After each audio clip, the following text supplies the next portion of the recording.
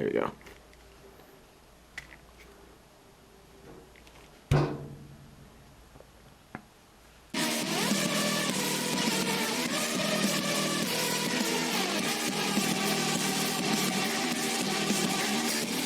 Hello, random viewer. My name is John Green, and this is So, a little backstory with my experience in the world of Doom. Back in 2016, when I was one of Markiplier's brainless drones, that was a joke, I still am, I saw him play Doom. Fast forward to last year on December, and my brother-in-law bought me the same game on Steam. I busted out my PS4 controller and booted up the game, and I fucking loved it. Sadly, I learned the hard way that my brain can literally not handle the graphics. See, around the part of the game when I got the chainsaw, I started getting nauseous. Honestly, I thought it was just me getting fatigued from staying up till morning, but boy was I wrong. After I killed a few waves, I literally got sick and dizzy to the point I could not play the game. In summary, I'm just a little bitch, but still, I love the game, I love Doom Guy, and I love killing demons. So much so, I went and bought this figure. But before we talk about him, let's talk about the packaging. The packaging for the Doomslayer figure is a window display with very minimal detail throughout. Yeah, that does it for the box. Let's move on. The figure was made by McFarlane Toys, and their figures are basically articulated statues. What it lacks in range of posability, their figures make up for it with usually their paint and sculpt. Looking closer at Doom Guy, you can see exactly that. It's like I'm holding a small model of the actual suit from the game. And before someone in the comments corrects me, yes, I know this is the eternal version of the suit.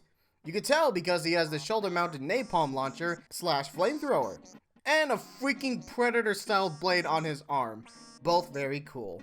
Holding this guy, you can feel some heft and how solid this figure is. This ain't a kid's Space Marine figure, this is a man's Space Marine figure. Some parts of this guy has the ability to scratch and even cut you if you're not careful.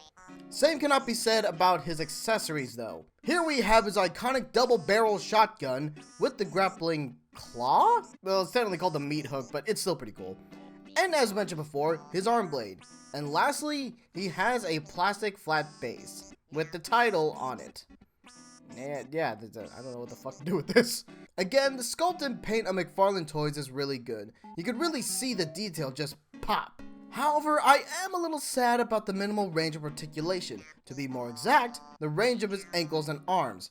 They are complete shit. I know McFarlane Toys figures are mainly just for display, but if you're going to make an articulated statue, why not give it more articulation? Look at how far Doom Guy can raise his arms. That is so frustrating to me. It's barely up. How am I supposed to make him do the T-pose, damn it? And the ankles? Easily my most hated part about this figure. This figure has no ankle pivot to speak of. So getting him in dynamic poses is damn near impossible. Now, if you follow me on any of my social media, links below, some of you may know that I actually have some experience in kit bashing.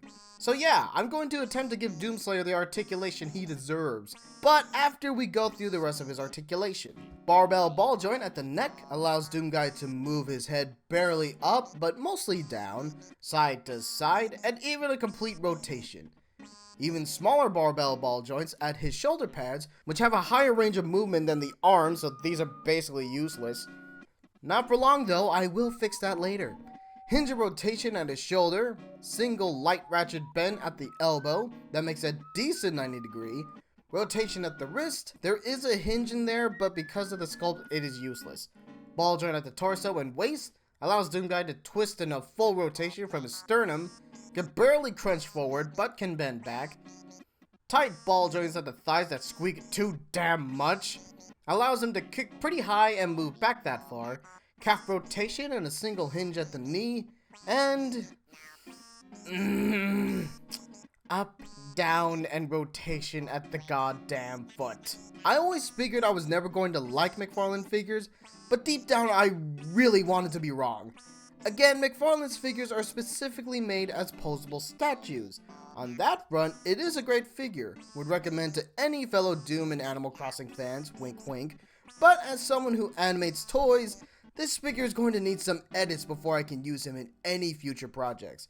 With all that said, let's wrap it up with size comparisons. Here is Doom Guy with Overwatch Ultimate's Reinhardt, Marvel Legends Netflix Daredevil, and my custom figure, K9. This figure is good. The detailed sculpt and the minimal articulation along with the 2 weapon accessories makes this guy a decent spend.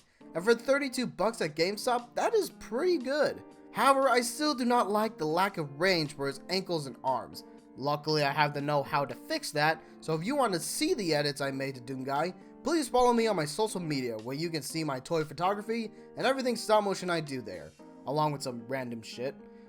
If you enjoyed this review, please like. If you want to say something to me, comment below, and if you really want to help me out, feel free to subscribe. Thanks for watching, and I will see you guys later. Peace!